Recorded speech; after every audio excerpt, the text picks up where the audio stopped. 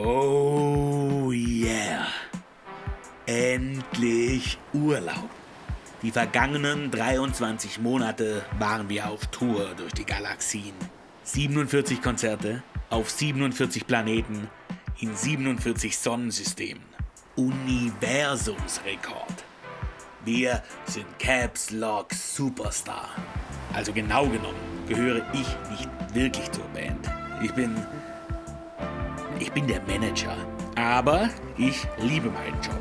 Er ist so dankbar und erfüllend und ich habe ein eigenes Geschäftstelefon.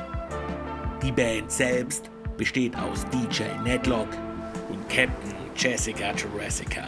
Seit ich die beiden aus den Fängen eines schmierigen Barbesitzers auf Sauerpunch befreit habe und sie das wohl legendärste Konzert aller Zeiten auf dem Konzertplanet Caps Lock Superstar gespielt haben und sich in der Folge kurzerhand nach dem Planeten benannten, leben wir das Leben von waschechten Rockstars.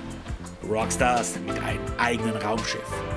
Und übrigens, bei uns fliegt die Frontfrau noch selbst.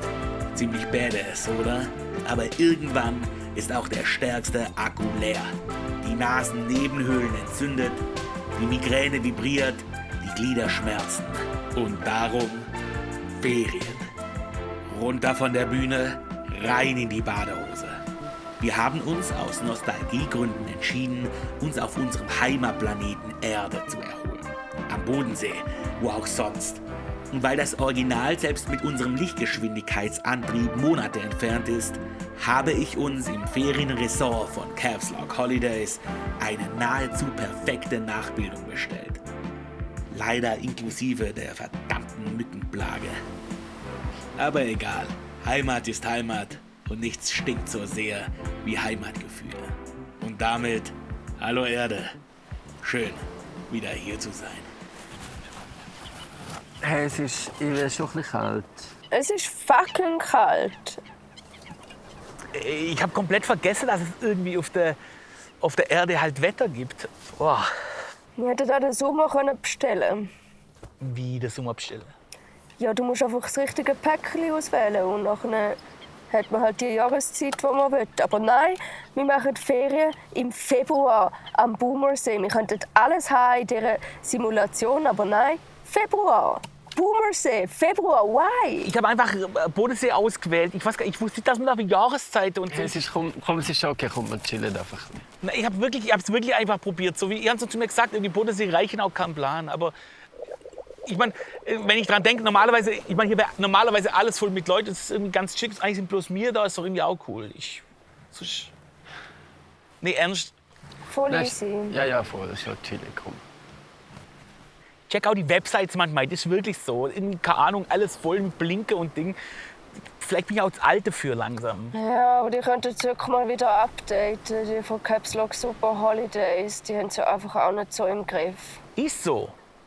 Voll.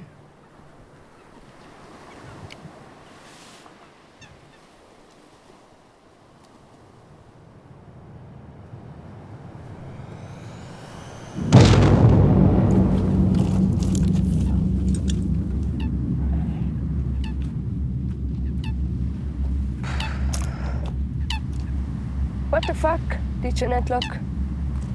Was ist das? Das ist ein schwarzes Loch. Hey Leute, mein Phone explodiert. Ihr müsst euch das mal angucken. Liebe Zuschauerinnen und Zuschauer, willkommen zu einer Sonderschaltung von Strange Loops Today. Schön sind Sie mit dabei. Aufgrund der aktuellen Ereignisse melden wir uns mit dieser Sondersendung. Es sind dramatische Nachrichten, die uns in diesen Minuten erreichen. Es scheint tatsächlich, als wäre unsere ganze Galaxie akut bedroht. In diesen Minuten breitet sich ein massives schwarzes Loch aus. In dieser Sondersendung informieren wir Sie über die Ereignisse. Vieles ist noch unklar, die Ereignisse überschlagen sich, aber was wir zum jetzigen Zeitpunkt schon sicher sagen können, es ist ein Ereignis, das wir so noch nie erlebt haben. Auf allen Himmeln vom Androgynika-Sonnensystem und dem hyperrealistischen Sternennebel-Syndikat ist in den vergangenen Minuten ein riesiges schwarzes Loch aufgetaucht. Nach ersten astrophysikalischen Messungen absorbiert das alles und jeder, und zwar in einer noch nie vorher beobachteten Anziehungskraft und Geschwindigkeit. Alle Planeten rotieren schon um das Loch herum und es droht eine transgalaktische Katastrophe, möglicherweise sogar ein kalter Kollaps. Der allseits beliebte Pop-Planet Caps Lock Superstar scheint derzeit besonders bedroht. Liebe Zuschauerinnen und Zuschauer, ich höre gerade aus der Regie, wir haben eine Verbindung zu unserer Aussenreporterin. Wir haben eine Aussenreporterin vor Ort beim Moonstock Festival, Kuala Quantico. Sie hätte eigentlich auch über das Festival berichten. Aktuell höre ich gerade, es verdichtet sich die Anzeichen, dass der Super-GAU genau dort beim Moonstock Festival seinen Ursprung hat. Wir versuchen in diesem Moment eine Schaltung aufzubauen. Ich höre, die Verbindung steht.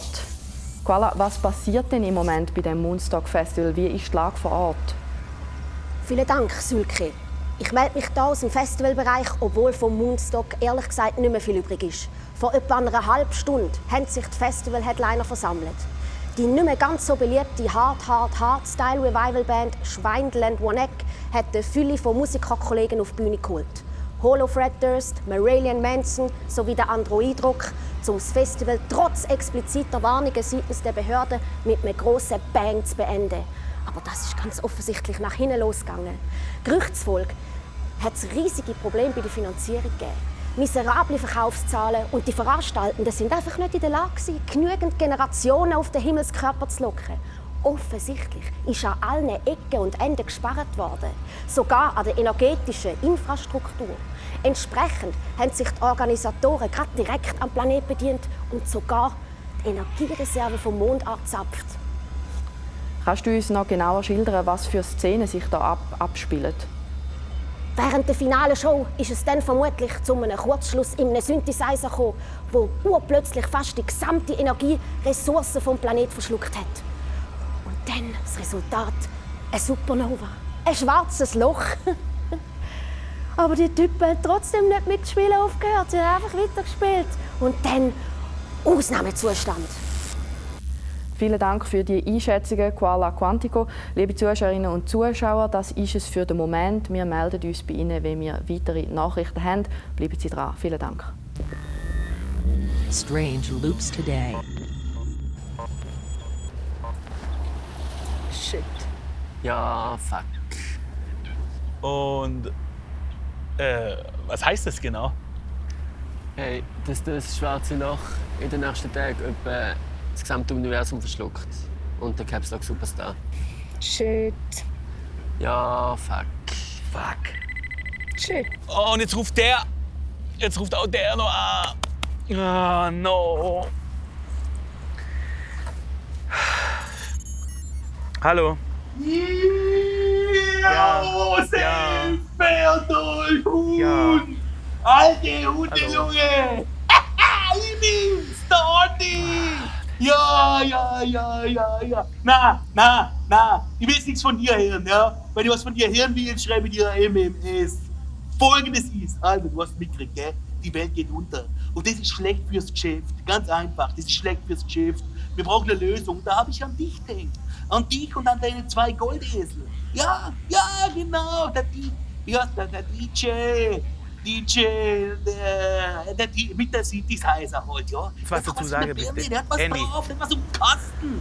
Genau. Der bringt Nein. doch irgendwas raus. Und die Puppen, da mit den Strommasken. Ja, hey, mit der will ich mich nicht anlegen. Nee. Aber die können sich mal mit mir anlegen, wenn du verstehst, was ich meine. Ja? Ey, das ist doch kompletter Sexismus. Das ist doch kein Sexismus, das ist ein Kompliment. Ja, also, folgendes ist, wir machen es so. Ihr fliegt hin zu dem schwarzen Loch und ihr macht es jetzt wieder dicht. Ganz einfach, ja. Gage wie immer, Festival-Gig, keine Ahnung, du weißt, wie es läuft. Du schreibst die Rechnung einfach an die... Wie heißt die neue Sekretärin? Manuela at Universe, das kommt an, ja, gut ist. So machen wir das. Und jetzt sind wir auf Kurs, gell? Also, in diesem Sinne, habe die Ehre. Bis bald, Rian, ja? Okay, also, ja. Ciao, Andy? ciao. Andy? Jetzt hat er aufgelegt. Bis Baldrian. Ja,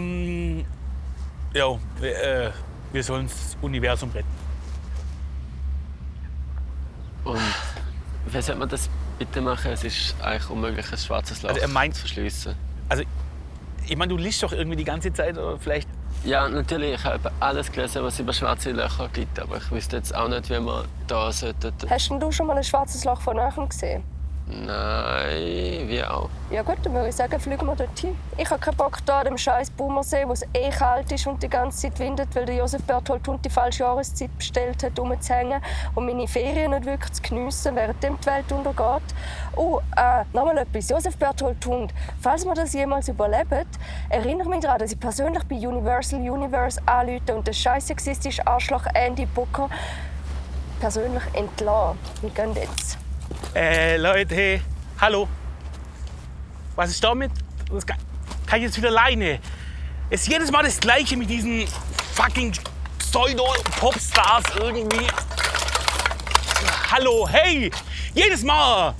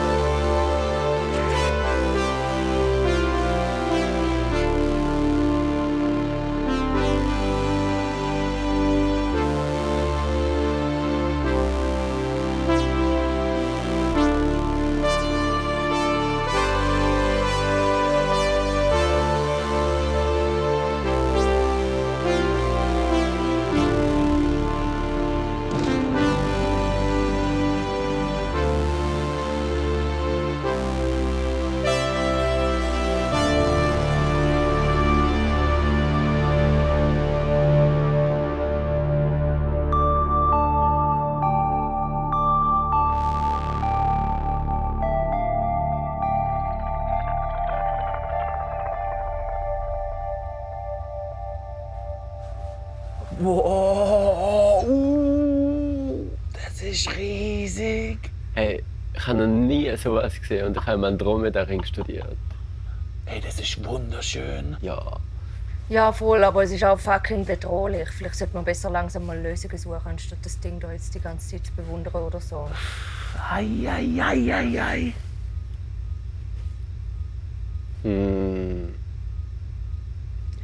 Ja, also. Meine Professorin an der Academy, und das war wie Corinne, die hat 17 Kinder. Die hat gesagt, es gäbe eigentlich eine Möglichkeit, um so Löcher im Raumzeitkontinuum zu stopfen. Also, und könntest du uns echt sagen, wie die Möglichkeit genau aussehen sollte? Sterne sind ja eigentlich recht instabile Dinger. Also Sterne überleben ja nur, weil da in der Mitte verbrennen sie irgendwie Wasserstoff und so Zeug. Und das ist jetzt hitzfrei. So. Und die Hitze ist jeweils im besten Fall gleich stark wie Gravitationskraft, die von außen halt den Stern eigentlich ins Innere zieht, oder? Und solange der Stern kann Sachen verbrennen kann, ist alles easy. Wenn aber jetzt im Stern der Treibstoff ausgeht, was dann passiert ist, er zerkeilt und es gibt ein schwarzes Loch. Ja, schon klar. Astrophysik Basics, das haben wir ja alle in der 3. Klasse gelernt. Nee, was? Ein schwarzes Loch ist ein Stern? In dem schwarzen Loch verschwindet ja irgendwie auch Licht, verschwindet dort drin und irgendwie für Gravitationskraft. Eigentlich alles verschwindet in dem schwarzen Loch. Und das ist ja eigentlich das Umgekehrte wie der Urknall. Und aus dem Urknall heraus ist dann irgendwie Gravitation entstanden, ist dann irgendwie Schall entstanden und ist dann irgendwie Licht entstanden. Das ist also eigentlich etwa das Gleiche, einfach umgekehrt so. Und jetzt hat nämlich eine vulkanische Astrophysikerin, hat so irgendwie 2200 oder so, Theorie aufgestellt, dass man mit dem Urknall eigentlich könnte das schwarze Loch zumachen und mit einem schwarzen Loch könnte man irgendwie den Urknall zumachen. Das heisst, wenn man es nur irgendwo hinkriegt, also die absolute Singularität zu haben, dann kann man mit dieser unendlichen Masse das schwarze Loch stopfen. Unendliche Masse? Und wo kriegt man sowas her? Man braucht gar nicht unendliche Masse, sondern man braucht nur ihren Klang. So. Wenn man den einfangen könnte, dann kann man eigentlich mit dem Klang hier gegen das schwarze Loch ausspielen. Und mit ein bisschen Glück funktioniert nämlich ein Sample vom Urknall gleich wie der tatsächliche Urknall. Also willst du etwa vorschlagen, dass wir dann... Man samplet den Urknall. Man macht mit dem einfach einen Banger, der grösste fucking Hit von der Universumsgeschichte. Und spielen dann den gegen das schwarze Loch aus. Und das Resultat ist, das schwarze Loch ist kaputt, mit einem Banger Welt gerettet. Größter Hit der Universumsgeschichte. Das hört man gern. Es hat nur einen Haken. Und zwar wenn wir zurück in die Zeit reisen. Und zwar bis zum Anfang der Zeit. Oh no. Das Thema haben wir ja wirklich schon seit 200 Jahren durch. Keine Chance. Ich weiß nicht, ob das jetzt passt, wirklich, aber ich sag's einfach mal. Also mein Dad, der hatte so der merkwürdigste Musikgeschmack. Gell? Der hat nur so Musik gehört, gell? So vom Anfang von der Musik, so antik. Das eine, das hieß irgendwie so Kammermusik und das Techno oder so. Gell? Das war damals der niceste Scheiß. Hey, sorry, aber das bringt uns jetzt irgendwie auch nicht weiter. Oder sind wir da irgendwie schon bei der sentimentalen Anekdote zum Ende vom Universum angekommen oder so? Nee, sorry, ich hab's glaube auch schlecht erklärt. Der Punkt ist dann nämlich, dass mein Dad eben innerhalb von diesen ganzen Musikgenres hat er einen besonders seltsamen Musiker getroffen. Oder er hat dem seine Musik entdeckt. Und der Typ hieß, ihr wisst, wie schlecht ich mit Namen bin. Sati, irgendwie so halt, ja. Und dieser Typ, und das ist das Interessante, der hat schon 1900 wohl das Musikgenre Ambient gespielt. Und das Besondere daran ist, dass Ambient eigentlich erst 100 Jahre später erfunden worden ist. Also würdest du suggerieren, dass der Sati irgendwie Zeitreisen kann? Aber also 1900, das war ja noch im Anthropozän. Wenn ich mich richtig erinnere, haben die Menschen dort eine Lebenserwartung weit unter 100 Jahren gehabt. Voll, ja, genau. Aber mein Vater, der hat Quelle gefunden, 1000%ig, dass der Sati dann vor der letzten Jahrtausendwende. Da muss der 300, 400 Jahre alt gewesen sein. Noch Techno irgendwo auf der Erde aufgelegt hat, in so einem kleinen Dorf. Das hieß Berghain. Hey, wie absurd ist das alles? Und auch wenn er noch leben will, wie? Ich meine, nachher ist die grosse Eiszeit gekommen. Und wie hätte er das überleben? No chance. Also, wenn ich Zeitreisen könnte, dann würde ich so eine Eiszeit einfach überspringen. Und außerdem habe ich den Sati jetzt mal digital-hybrid in allen Datenbanken durchgecheckt. Und schau mal, was ich gefunden habe. Vernissage und Performance. Dark Sati spielt Weltraumseite. Einmal alle 72 Jahre, die längste Performance vom Universum. Space-Koordinaten, bla bla, 1. März 2322. Das ist morgen. Hä? Was ist das für ein Zufall? Ja, also, aber glaubt ihr wirklich, ich meine, eine Vernissage? Ja, haben wir eine bessere Idee? Ja, right. Bot, gibt es irgendwie noch mehr Informationen zu den Space-Koordinaten? Hydro Missouri im veganophilen Oktobertranten. Spiele Informationsvideo.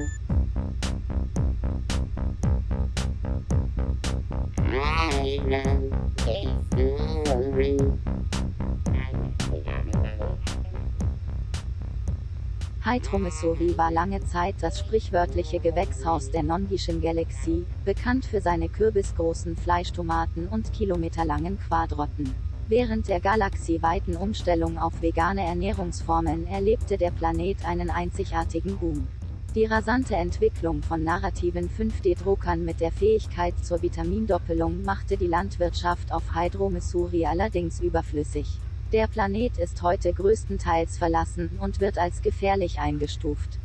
Ja, dann checken wir die Vernissage doch mal aus, würde ich sagen. Aha. Hypertrip ready? Ready? Modulares Zeitraum, Fenster eingeloggt. Eingeloggt. Nice. In dem Fall alle anschnallen, würde ich sagen. Zum 1000. Mal. Ich hab keinen...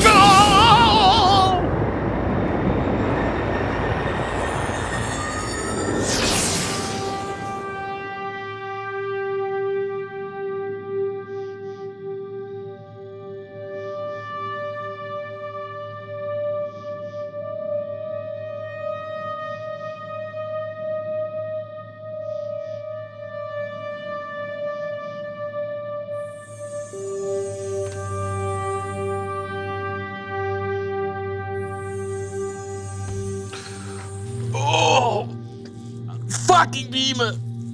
Oh, bin ich da? Gut bei dir.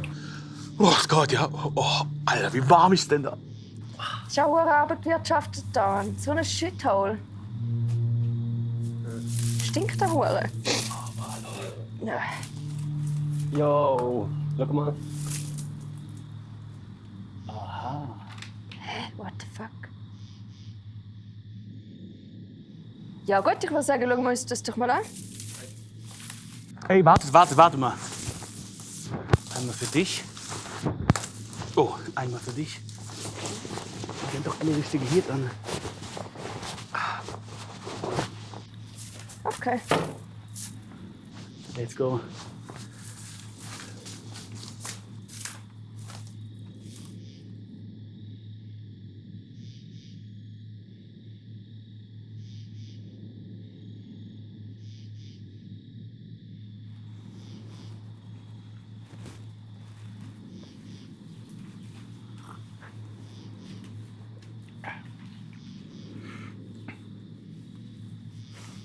Oh, hallo? Entschuldigung, sind Sie nicht der Vorstandspräsident von der Dark Sati Art Association?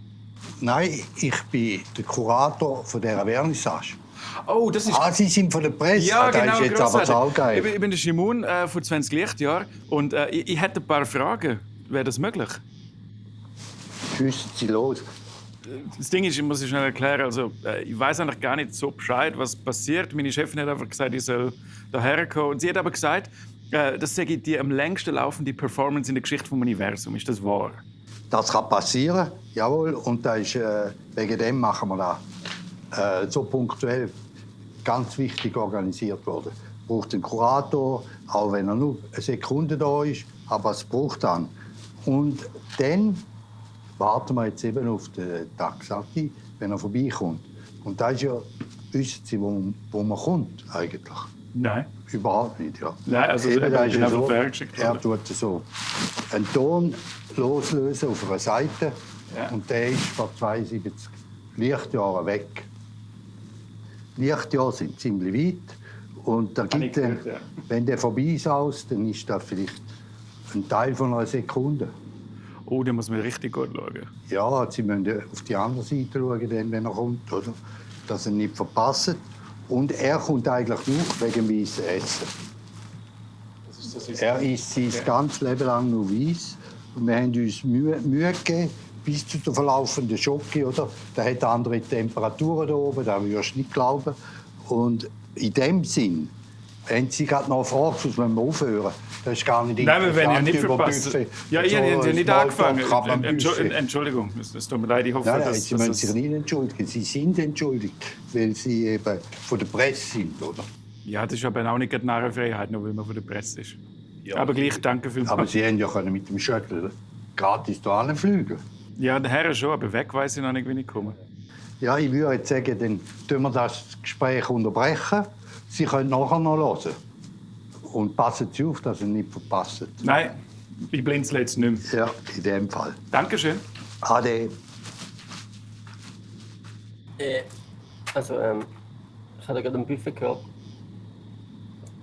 Die Performance ist irgendwie mega kurz. Also, der Satir kommt da hin und dann spielt er Zeiten und dann ist er weg und das geht irgendwie so eine Sekunde oder so. Also ich würde sagen, wir quatschen einfach direkt her. Und ich meine, immerhin, wir sind Caps Lock Superstar. Wir haben 300 Cyber-Grammys gewonnen oder so und ein paar Uranium-Schallplatten. Der wird uns schon zulassen.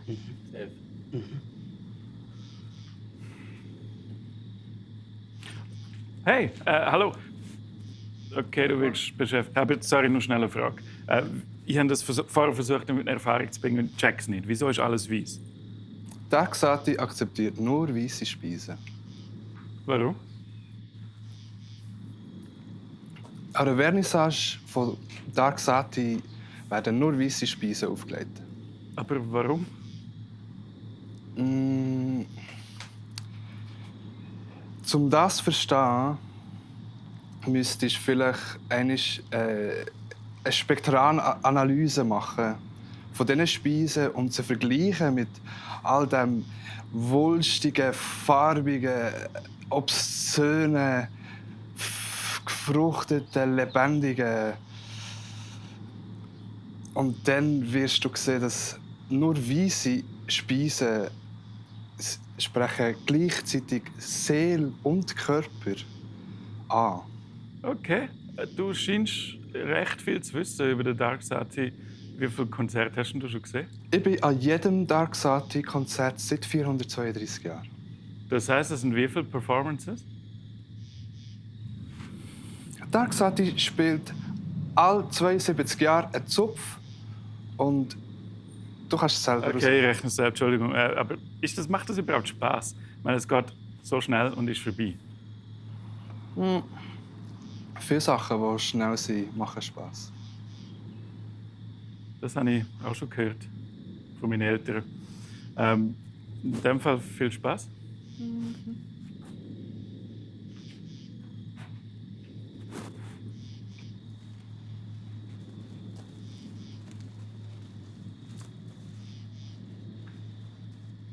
Meine Damen und Herren, ich begrüße Sie an dem Freudentag von der Vernissage Performance vom Taxati, wo vorbei kommt.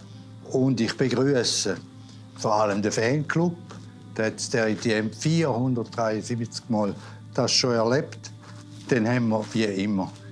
Die Presse ist auch da, für den das kurz anerkennen. Und dann das zahlreiche Publikum, das keinen Shuttlebus verpasst hat, von der Erde hierhin. Wir warten jetzt mit großer Geduld und ich höre schon leicht das Rauschen vom Anfliegen von der Taxati.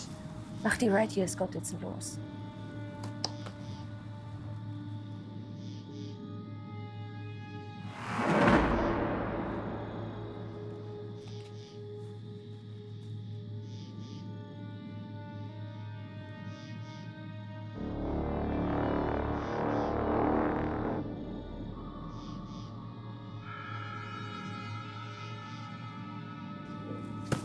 Herr Sati, warten Sie! Welt retten, schwarzes Loch, Zeitreise!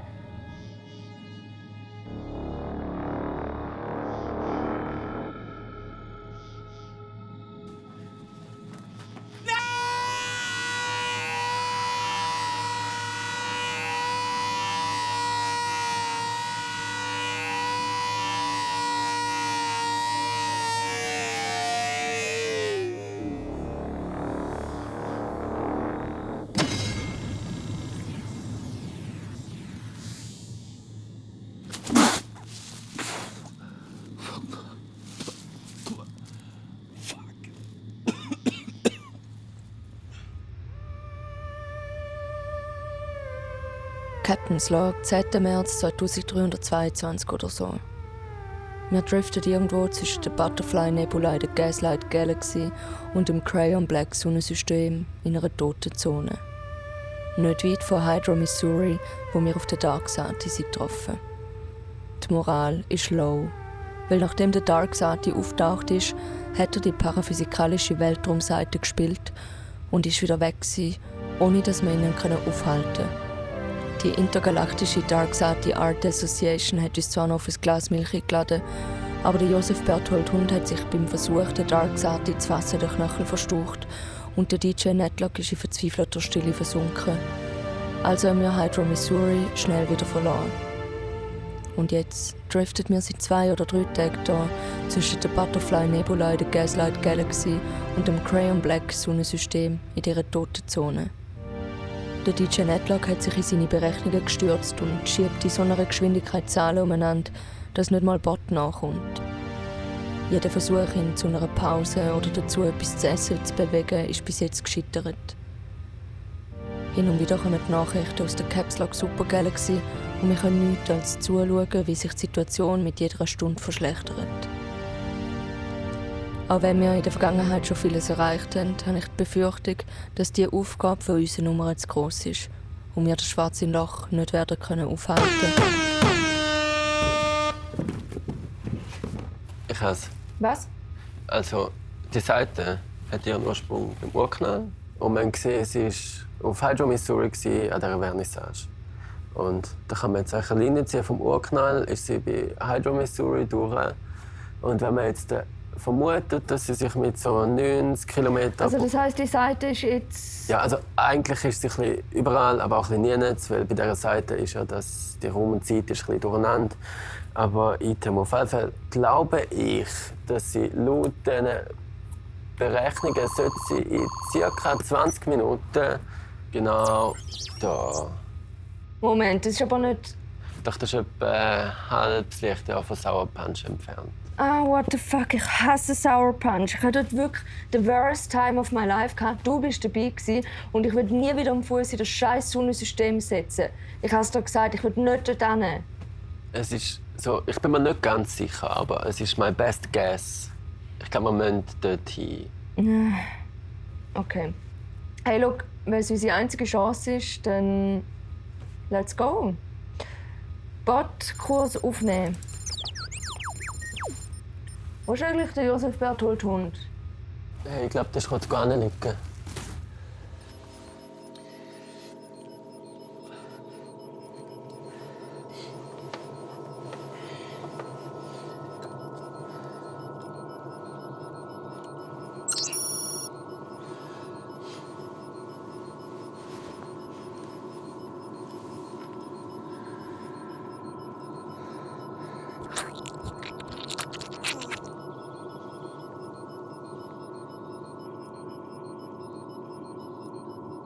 Okay, los geht's. Bot Full Power.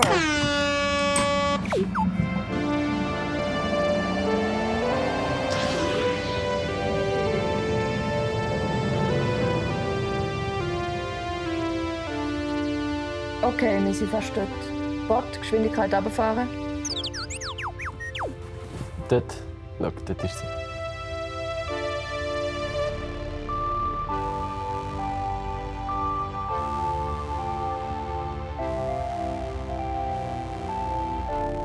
Sind wir ready zum Zeitreisen?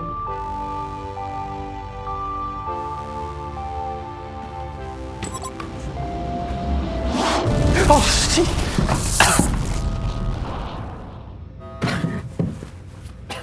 Bot, wann sind wir? 10. März 23 122 19 zu 78 und 302 Sekunden. What the fuck, wir sind genau 7 Sekunden in die Zukunft gereist. Fuck! Wir werden angegriffen. Bot hat unbekanntes Objekt registriert. Auf den Screen! Bot identifizieren. Volcano Hybris Generation 1312XXSB. Shit, ich dachte, den gibt's nicht mehr. Ja, obviously doch.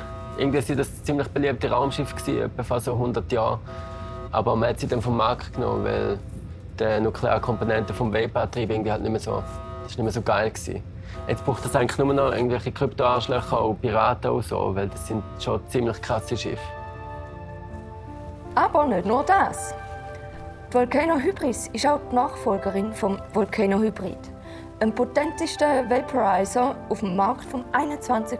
Jahrhundert. Wo es noch Märkte hat gegeben, versteht sich's. Haha. Mit Hilfe von einer aus der Medizinaltechnologie adaptierten Technik kann das Gerät das erhitzende Produkt besonders schonend und effizient in Rekordgeschwindigkeit erhitzen. Während am Anfang des primitiven 21. Jahrhunderts es noch üblich war, Marihuana und andere Rauchwaren manuell und also mit echtem Feuer zu erhitzen und also zu verbrennen, hat Storz und Pickel, der Erfinder vom Vaporizer Volcano Hybrid, Pionierarbeit geleistet.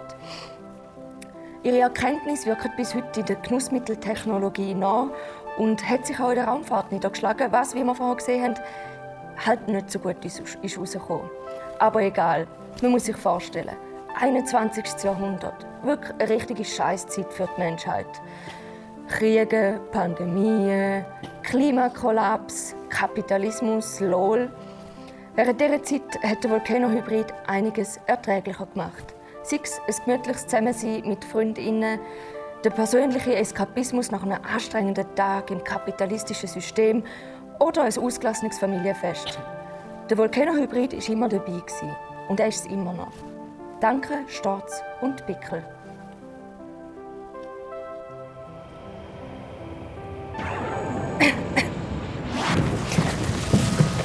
DJ Netlock, Schutzschild aktivieren! Schutzschild!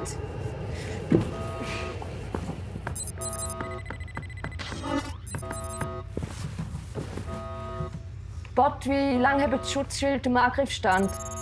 Unser Betriebssystem scheint beschädigt zu sein.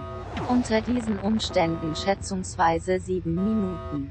Der Schaden betrifft auch unseren Antrieb. Wartung erforderlich. Ah, shit! Wie sieht's mit den Torpedos aus? Schallfrequenz negativ. Ah, fuck! DJ Netlock, hast du gehört? Hast du gehört? Der Antrieb ist kaputt, wir werden angegriffen und die Zeit ist nur noch 5 Minuten dort. Du musst im Maschinenraum den Antrieb flicken. Kommt irgendetwas von dem, was ich dir sage, bei dir an? Wir sind in einer fucking Notsituation. Gang jetzt! Bot, Kontakt herstellen. Was wollt ihr? Nur ein bisschen Spass. Spass? Ich habe keine Zeit für einen Scheiß Spass. Wir sind auf einer Mission. Aber vielleicht bin ich bereit zu verhandeln mit dir. Was willst du denn? Wenn du schon so nett anbietest, nehmen wir gerne ein kleines Souvenir mit. Wie wäre es mit einer digitalen, unikaten Version von diesem Gemälde dort hinter dir? Ich habe schon viel von diesem Gemälde gehört, seit eurem kleinen, amüsanten Auftritt auf dem Caps Lock Superstar. Digital, unikat, NFT? Ja, ein kleines Hobby von mir. What the fuck? Niemand dealt mehr mit No-Future-Tokens. Seit dem 22. Jahrhundert steht diese Form von Kunsthandel sowieso unter Höchststrafe. Bist du eigentlich irre? Wir haben doch alle unsere kleinen Laster. Laster. Okay. Ich brauche ein bisschen Zeit für die Validierung von der Blockchain und ich hoffe sehr, du hast unser Schiff nicht zu sehr beschädigt, wo du vorher auf uns geschossen hast, du Arschloch. Aber ja, ich tue es mal mit meiner Crew abklären. Ja, aber dann lässt er nicht zu lange Zeit.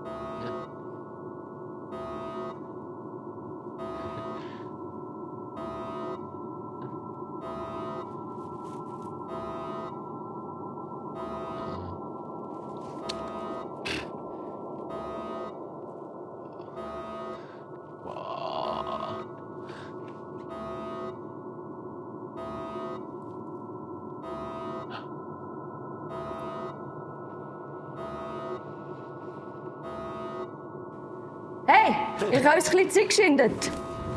Wie sieht es mit dem Attribus DJ Netlock? Josef Berthold Hund? Hey, was läuft da eigentlich? Komm, geh aus dem Weg.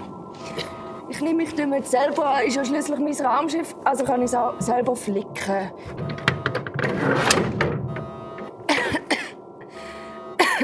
Okay.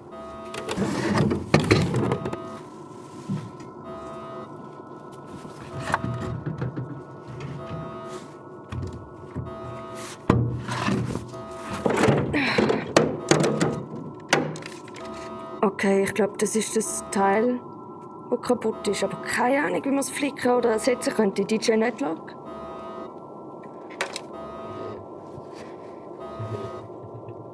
Moment, DJ Netlock, gib mir mal das da.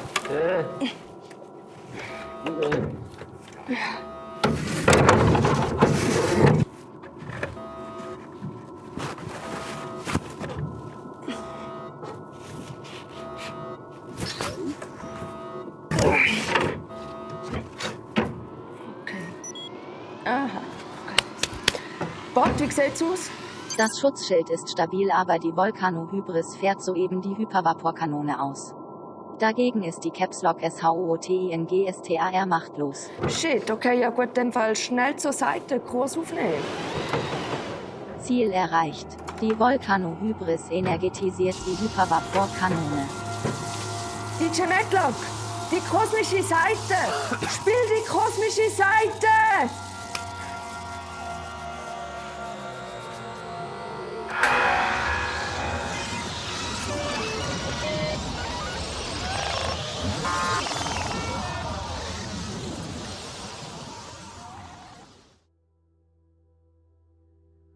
Josef Berthold Hund.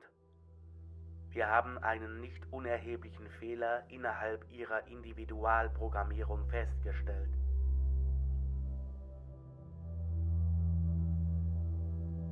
Wir bitten Sie, die Ruhe zu bewahren und weitere Anweisungen seitens des Betriebssystems nachzumachen.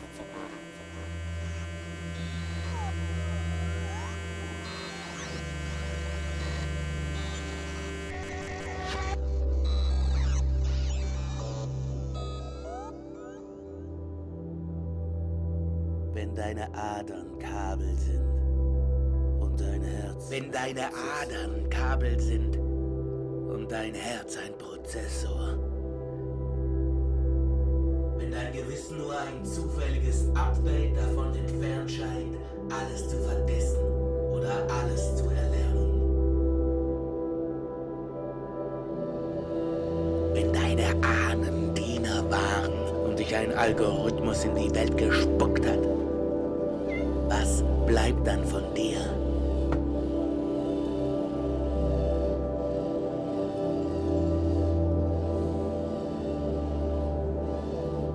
Jedes Gefühl, jeder Gedanke, jede Berührung, jedes Zucken und Zappeln, ein kalter Regen aus 1 oder 0, 1 oder 0, 1 oder 0, 1 oder 0. This is how I feel. Never call me Mensch, this is how I feel. Never call me Mensch, this is how I feel. Never call me Mensch again. This is how I feel. Never call me Mensch again.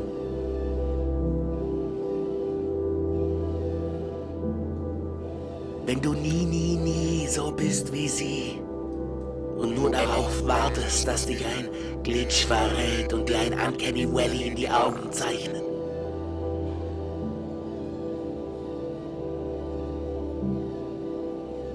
Was bleibt dir dann noch? Was bleibt dir dann noch? Und hier am Ende ist der Mensch nichts weiter als eine Erfindung, geduldet von der Sprache zu der Existenz. Aber was bleibt dir dann noch? Schreien sind Leid, Metamorphose und Angst und Beat.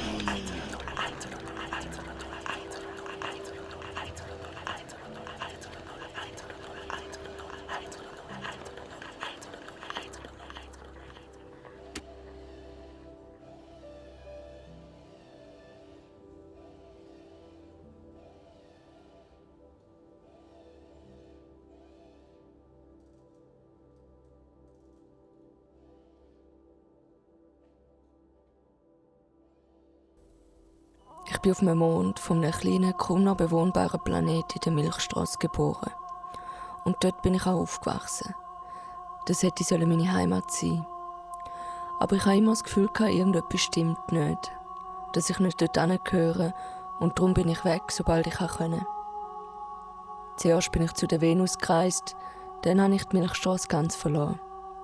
Ich habe gedacht, dass ich vielleicht von ganz woanders komme, dass ich ein Alien bin und nur per Zufall in der Milchstraße gelandet bin und dass ich mich an einem anderen Ort endlich wieder zuhause fühle. Aber als ich dann weg war und mit dem DJ Netlog von Galaxie zu Galaxie bezogen, von Festivalbühne zu Festivalbühne, habe ich gemerkt, dass das Gefühl immer wieder gekommen ist. Immer habe ich mich fremd gefühlt, egal wo. Ich habe angefangen nachforschen und Abklärungen zu machen und irgendwann bin ich auf ein Detail in meiner DNA gestoßen, von dem es nur eine Erklärung gibt. Ich bin in einem Paralleluniversum geboren und irgendwie durch eine Zeitraum-Anomalie in das Universum übergerutscht. Ich bin also nicht nur einfach ein Alien oder so, ich bin aus einer anderen Realität.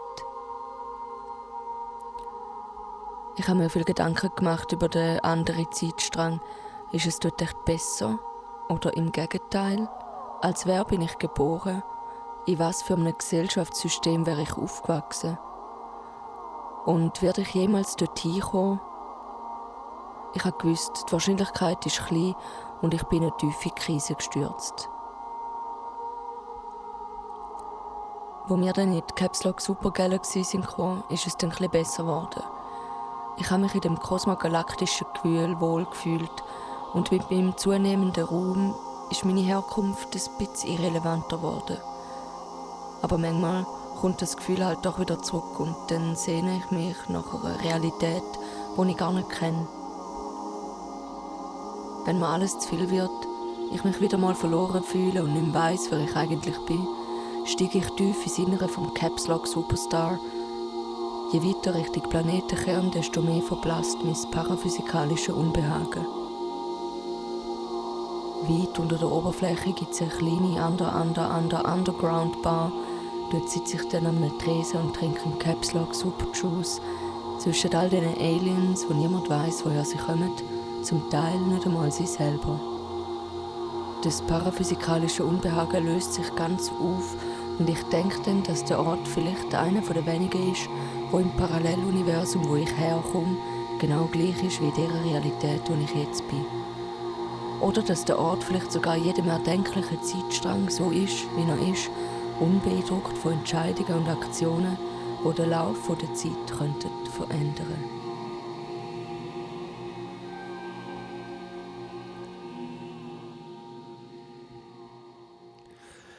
Fuck. Eine Tour durch das ganze Universum. 47 Shows auf 47 Planeten. Die grösste Tour, die Caps Lock Superstar je gespielt hat. Die grösste Tour, die irgendjemand je gespielt hat. Aber trotzdem. Irgendetwas fehlt mir. Dabei haben wir doch alles. Der Fame, die Fans, die Songs, der Cash, die Shows. Und das Gemälde. Das Gemälde ist wunderschön. Ich bin wunderschön. Aber irgendetwas fehlt mir und ich habe keine Ahnung, was könnte sein. Wann bin ich das letzte Mal wirklich in der Musik versunken, in einem einzigen Klang versunken oder in mir selber versunken? Ich meine, ich lebe doch für das. Für all die Banger, für unseren Hard-Hard-Hard-Style, für unsere Hard-Hard-Hard-Style-Kicks und die Kicks. Es gibt doch nichts Besseres, oder? Oder schon? Vielleicht brauche ich ja ganz etwas anderes. Vielleicht brauche ich ja genau das Gegenteil. Vielleicht habe ich zu viel über den Dark Sati nachgedacht, aber vielleicht war ja etwas auf der Spur gewesen. Vielleicht geht es gar nicht um die lauten Sounds, sondern um die Stille zwischen ihnen. Vielleicht geht es darum, wenn ein Pinselstrich tönt, wie das Gemälde tönt. Vielleicht brauche ich ja gar nicht das ganze Geballer und die ganzen Kicks. Vielleicht brauche ich Soundarts. DJ Netlock? Ja, Bist du wach? ich glaube, einen Albtraum gehabt. Ja, so eine Zeitreise fuckt schon easy ab. Hey, irgendwas mit Sound. Josef!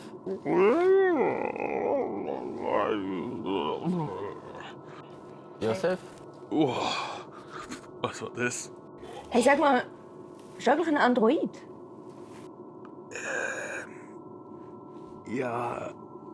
Ja, ich wollte euch das eigentlich schon ewig mal sagen. Oh, cool. Geil! Kannst du dich so über WLAN einfach so transferieren? Hey, easy, wir haben das mal im Praktikum gemacht, das hat perfekt. Nein, fucking Zeitreise!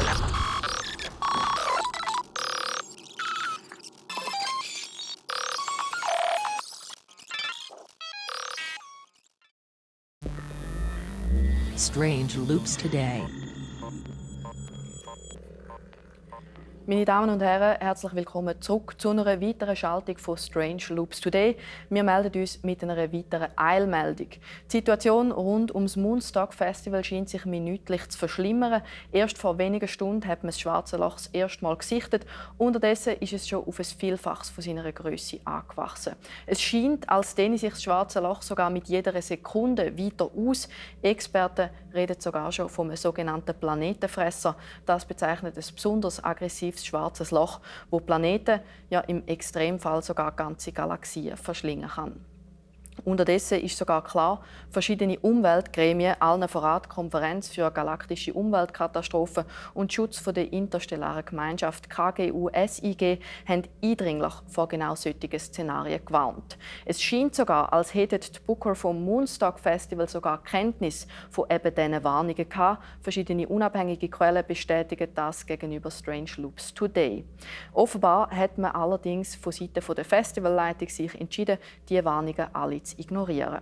Wir schalten an dieser Stelle nochmal zu unserer Aussenreporterin Koala Quantico. Koala, wie ist unterdessen die Lage bei dir? Immer noch Ausnahmezustand. Anders kann ich es nicht beschreiben. Wir stehen jetzt hier mittlerweile im Backstage-Bereich vom Moonstock Festival, wo vor wenigen Minuten vom Publikum gestürmt worden ist. Völlig zu Recht, wenn Sie mich fragen. Offensichtlich hat die Entourage von der höchst umstrittenen Hard-Styler Schweindl & Wanek sämtliche Rettungsraumschiffe gekapert und ist damit in Orbit geflüchtet. Was da jetzt hinter mir abgeht, Sie sehen es nicht wegen der dunklen Materie, ist die wohl zügelloseste Party in der Universumsgeschichte.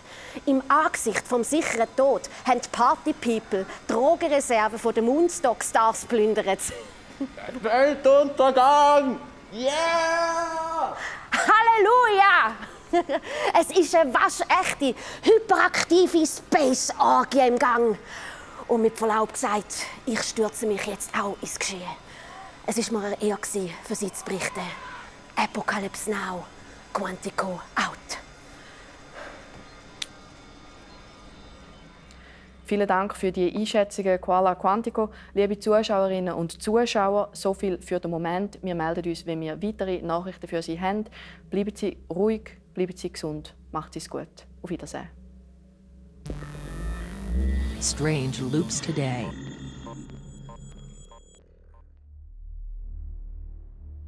Ach was, keine Probleme, 0 Probleme, easy.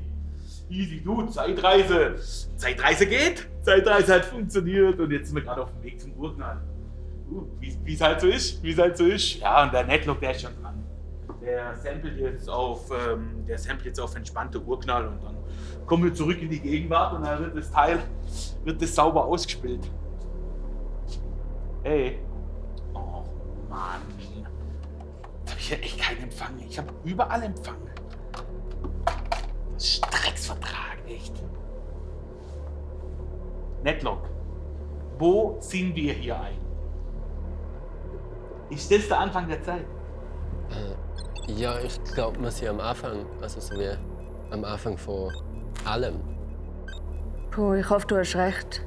Es sieht aus wie eine fucking Kunstgalerie da. So stelle ich mir eher mein Ende vor. Hey, mein Sampler liest irgendwie überhaupt nichts. Es hat irgendwie gar kein Geräusch, ich höre gar meinen scheiß Tinnitus. Es ist wirklich maximal unangenehm. DJ Netlock, mach, was du machen musst und nachher würde ich gerne so schnell wie möglich hier weg. Ja, ich bin dran. Ich muss nur noch kurz das Sample Rate einstellen und nachher sollte der Urknall, glaube ich, genau da erscheinen. Hä? Da der Urknall? Also ich habe mir das irgendwie spektakulärer vorgestellt. Nein, das ist genau perfekt da. Ich muss nur kurz mein Equipment ready machen und dann... Fuck, fängt das jetzt an? Hä, aber DJ Netlock, du hast doch gesagt, wir haben noch ein paar Minuten. Hey, ich glaube, das ist ja noch nicht der Urknall. Also, das kann es noch nicht sein. Ich glaube, das ist...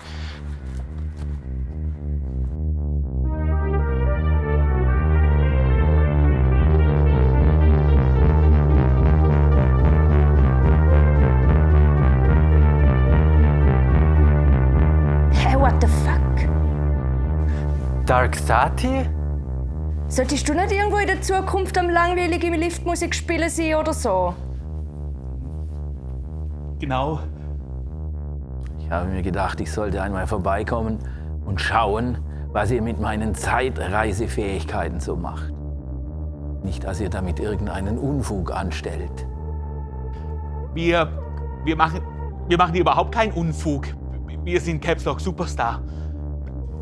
Also die zwei sind Caps Lock Superstar und ich bin der Manager. Und wir sind hier, um den Caps Lock Superstar, also den Planet zu retten und das ganze Universum gleich damit, vom schwarzen Loch. Und so sieht's nämlich aus. Ach so. Okay. Und wie wollt ihr das anstellen, ihr Mäuse? Also, ich habe da meinen Sampler und ich habe den Sample Rate von einem halben Kantenherz eingestellt. Und sobald dann da der Urknall erscheint, öffne ich das Protonengate und nachher kann man dann den Urknall in allerfeinster Qualität einfangen. Und dann wollt ihr das Sample des Urknalls direkt ins schwarze Loch ballern, habe ich recht?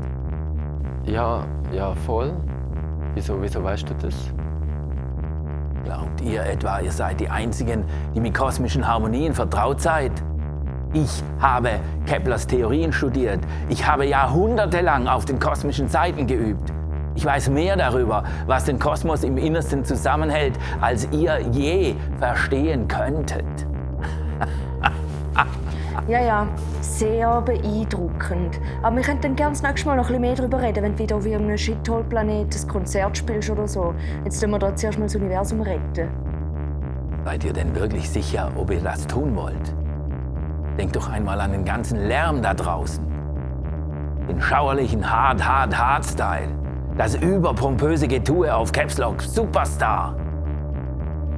Wäre ein Universum in ewiger Stille nicht ein besseres Universum? Und das ganze Autotune heutzutage, das will doch niemand hören. Von diesem Asteroid Jazz will ich gar nicht erst anfangen. Ja, also auf den ganzen Asteroid Jazz könnte ich eigentlich schon verzichten. Aber nehmen wir es jetzt da nicht irgendwie das ganze Universum und die ganze Zeit gereist, um so kurz vor dem Ziel aufzuhören. Und außerdem haben wir hier einen Deal. Und ein Deal ist ein Deal. Dafür stehe ich mit meinem Namen. Josef Berthold Hund. Ein Deal. Also wenn es darum geht, kann ich euch ein besseres Angebot machen. Warte. Langsam. Jetzt. Wenn du uns das Doppelte zahlen könntest und vielleicht Spesen. Was dann? Hey, guck mal, wie unser Raumschiff aussieht. Wer soll das wieder zahlen? Dann muss auch irgendwie mal so ein bisschen aufs Gesamte gucken. Also folgendes: doppelte Gage, volle Spesen und dann kommen wir vielleicht ins Geschäft.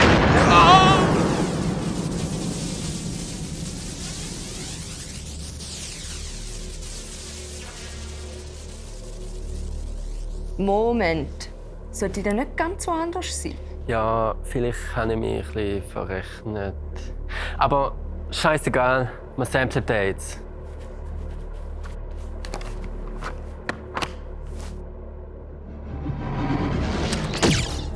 Was ist jetzt das?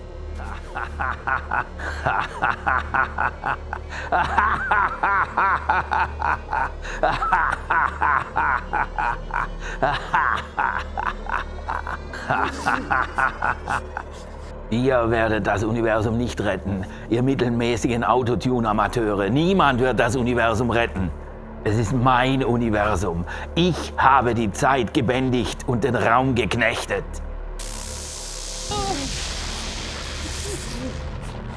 Nun ist es soweit, endlich. Seit Jahrhunderten jage ich danach. Seit Jahrhunderten versuche ich dieser penetranten Ballermusik Einhalt zu gebieten. Caps Lock Superstar ist alles, was ich hasse und was ich je gehasst habe. Dieses aufdringliche Geblinke, diese lauten Airhorns. Buah!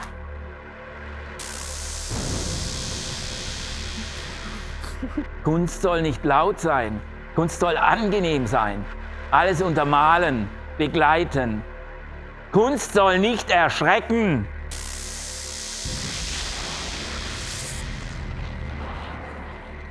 Kunst ist das, was zwischen den Tönen passiert. Kunst ist es, einfach einmal ruhig zu sein. Für Jahre, für Jahrhunderte, für die Ewigkeit.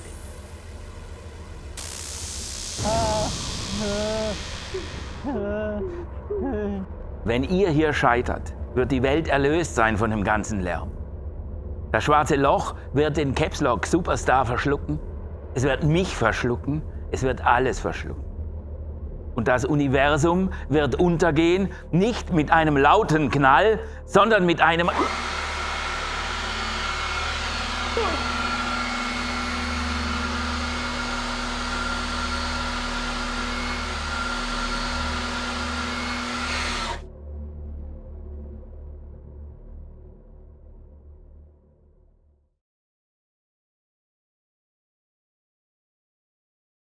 Ich hasse Kunst. Fucking White Cube. Komm, wir gehen.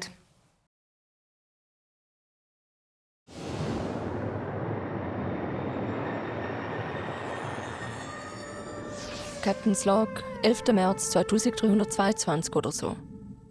Wir haben den Urknall gesampelt. Aber zum Katastrophen abzuwenden, müssen wir ihn noch abspielen. Und zwar direkt ins Auge vom Sturm, ins schwarze Loch, wo unsere Welt zu zerstören droht.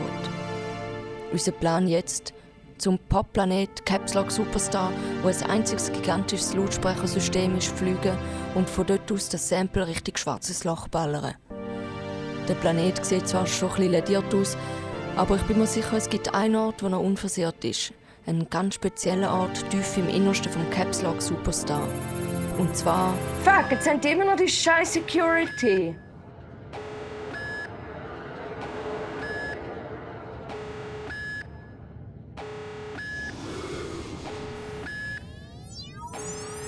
Herzlich willkommen auf den Umlaufbahnen des Planeten Caps Lock Superstar.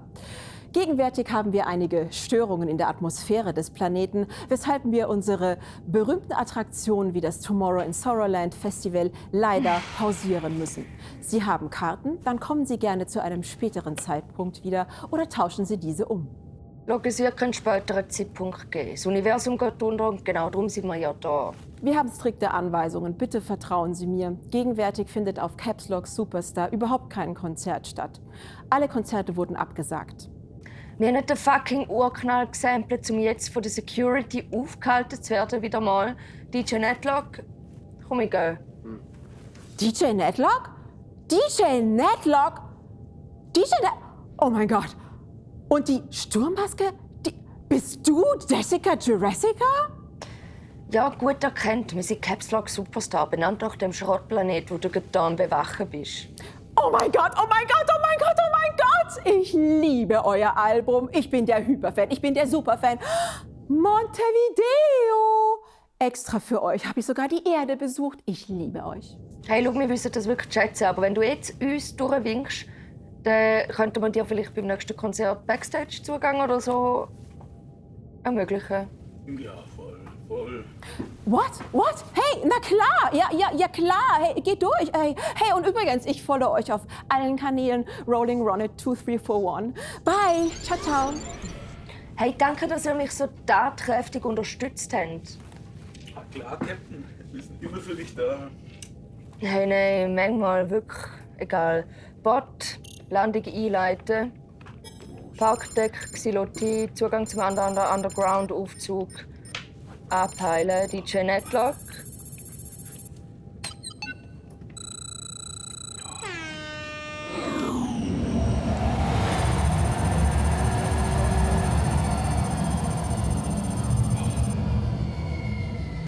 Ankunft auf dem Caps Lock Superstar.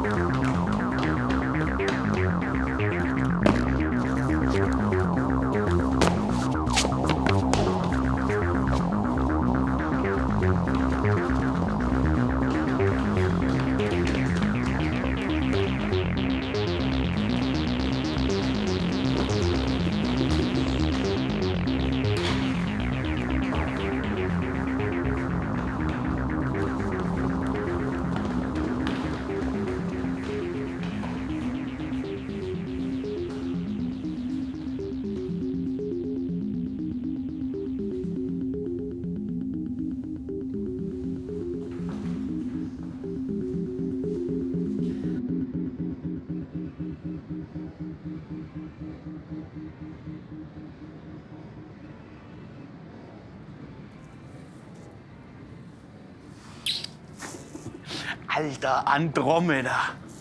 DJ Netlock, was müssen wir machen? Hey, ich muss mit dem Sampler ans Mischpult. Hinten. Einer geht.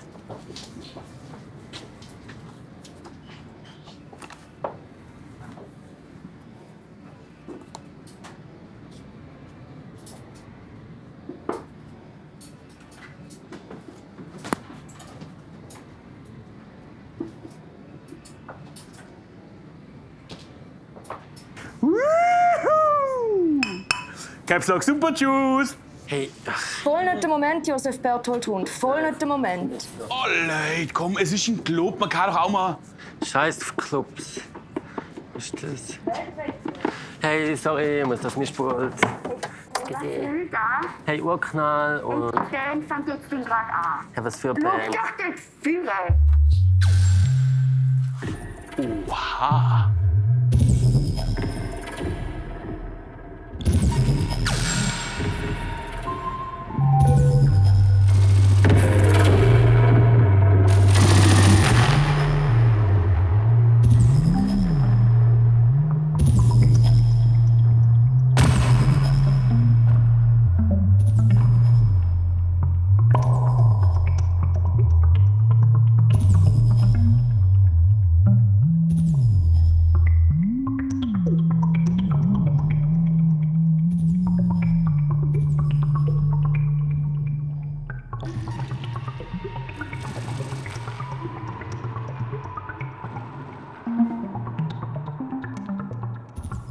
DJ Netlock, hast du das Sample ready?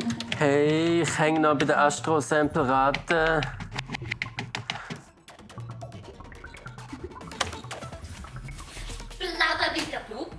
Nee, er hört garantiert nicht auf. Hey, der ist hier dabei, das Universum zu retten.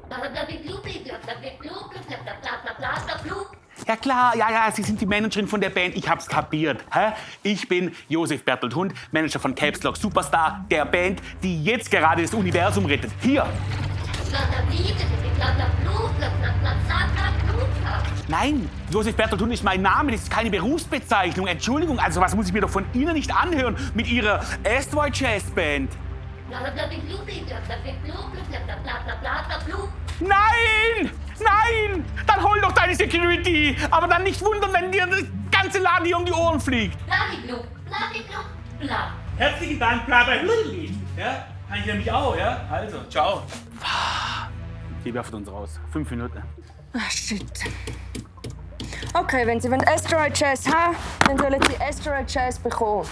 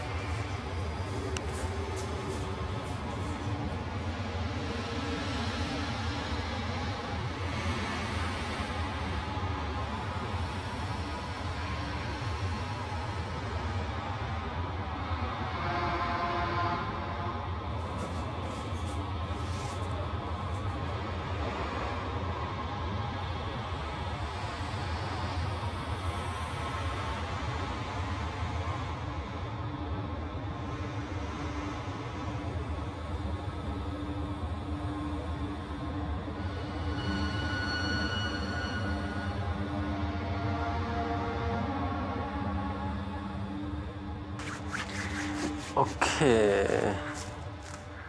Dann schauen wir doch mal, wie der Urknall tönt.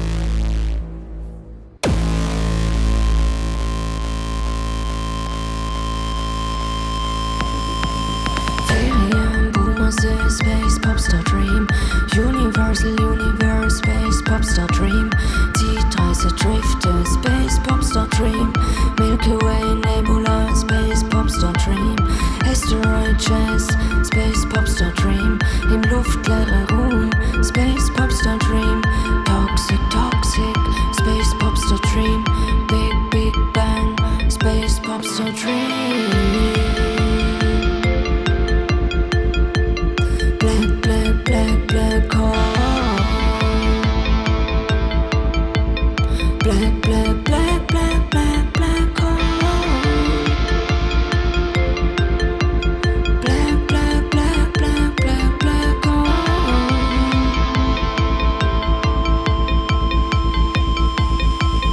Black hole.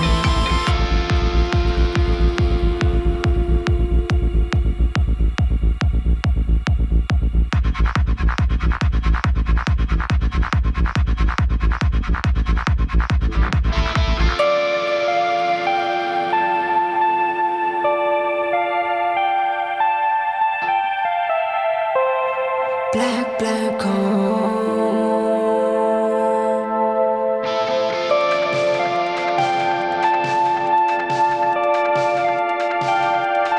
Big, big bang. Big bang.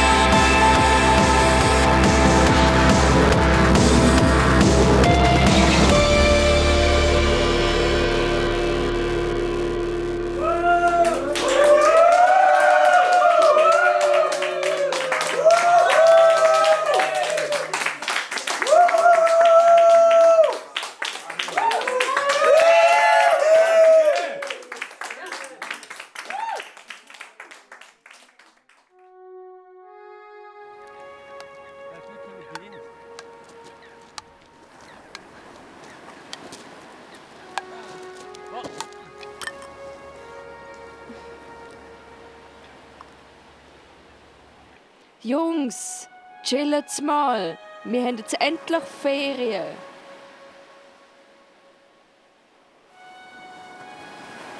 Ich wollte eigentlich noch das Claras Dama SC hören. Oh, da fehlt mir, ey, ich muss noch im Booker anrufen. Ah, ja. Apropos Booker, wenn ihm anruft, kannst du ihn vielleicht noch ausrichten? Er ist entlassen. Schwierig. Was schwierig? Er ist ein misogynes Arschloch, er macht seinen Job schlecht. Was ist daran schwierig? Ich weiß, dass der Typ ein Arschloch ist, voll. Also ich krieg's ja immer aus erster Hand mit.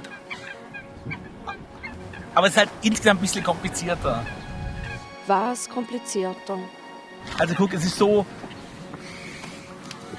er und ich und 53 andere. Wir haben identische Seriennummer, gleiches Modell, gleiche Fabrik, alles genau identisch. Wir sind diese Menschen, Androide, 1946.000, bla. Ja. Was, du und der Andy? Das ist praktisch wie wenn er ist halt wie mein Bruder. What the fuck? Aber Josef Berthold-Hunk, du weißt schon, dass es auch in deiner Verantwortung liegt, um dort zu intervenieren und ihn mit diesen Sachen zu konfrontieren, weil sonst bist du genauso gleich Teil von dem misogynen System wie er. Ich stand halt irgendwie brutal zwischen den zwei Stühlen. Einerseits Familie und ihr sind irgendwie auch Familie. Und dann will der und hin und her und... Chills. Schau, jetzt haben wir Ferien. Jetzt machen wir Ferien. Und um den Rest kümmern wir uns später. Jetzt lassen wir ein bisschen Musik. Chills. Aber Josef Berthold-Hunk, versprichst du das noch einmal mit dem Andy Retsch? 100%ig. Und jetzt gebe ich ihm Ultimatum und sonst fliegt er raus. Fertig aus. Hä, was ist das für ein Song? Das ist ein Wechselsjahr vom Sati. Unser Sati? Dann läuft jetzt 846 Mal läuft jetzt das Stück. Ich will doch nicht 846 Mal den gleichen Scheiß hören. Ja, eigentlich ist es schon noch easy. Ah, das geht ins Ohr.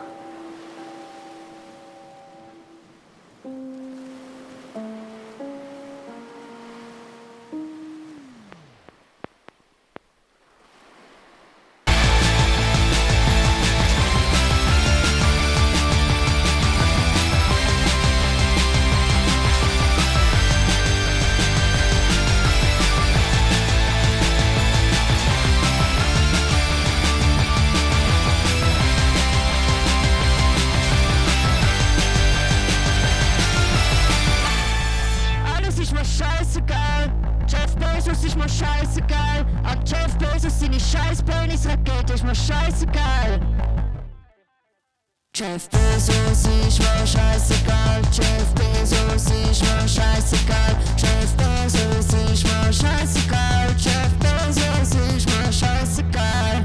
Scheißegal, scheißegal, scheißegal, scheißegal. Jeff Bezos ist mir scheißegal. Alles ist mir scheißegal. Aber du bist mir nicht scheißegal. Jeff Bezos ist mir scheißegal.